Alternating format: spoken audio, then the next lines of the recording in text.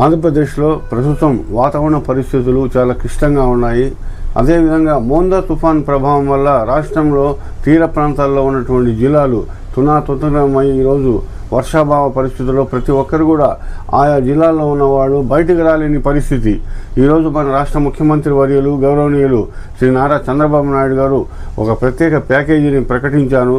అలాగే ప్రతి జిల్లా అంటే కోస్తా తీరంలో ఉన్న మన శ్రీకాకుళం కానించి మన ఎస్ఆర్ నెల్లూరు జిల్లా వరకు ముఖ్యంగా ఉన్న ఈ జిల్లాల ప్రాంతాల్లో తీవ్రమైన తుఫాన్ తాకిడికి ఇబ్బంది పడుతున్న వాళ్ళకి 3,000 రూపాయలు ప్రతి కుటుంబానికి 3,000 రూపాయలు చొప్పున నగదు, 25 కిలోల బియ్యం ఇటువంటి ప్రకటన ప్రకటించారు. పునరావాస కుటుంబాలు అన్నమాట. వీళ్ళు పునరావాస నివాసాల్లో ఉండే వాళ్ళకి మాత్రమే అన్నమాట 3,000 రూపాయలు నగదు, 25 కేజీల బియ్యాన్ని ఈ సందర్భంగా మన రాష్ట్ర ప్రభుత్వం అధికారులు జిల్లా యంత్రాంగం తోడ్పాటు చేసి తొందరలోనే ఇటువంటి ఇబ్బందికరమైన కుటుంబాల వారికి అందజేయడం జరుగుతుంది. సందర్భంగా పునరావాస కేంద్రాల్లో ఉన్నటువంటి వర్షాభావ పరిస్థితులను ఎదుర్కొంటున్నటువంటి బాధితులకు,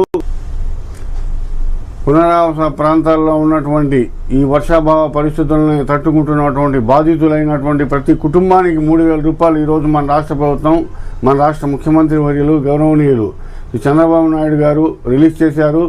అదేవిధంగా తెల్ల కార్డు ఉన్న ప్రతి ఒక్కరికి 3,000 రూపాయల నగదు, 25 కేజీల బియ్యం సరఫరా చేస్తున్నట్టు జిల్లా యంత్రాంగానికి ఆదేశాలు ఇచ్చారు మన గౌరవనీయులైన శ్రీ నారా చంద్రబాబు నాయుడు గారు.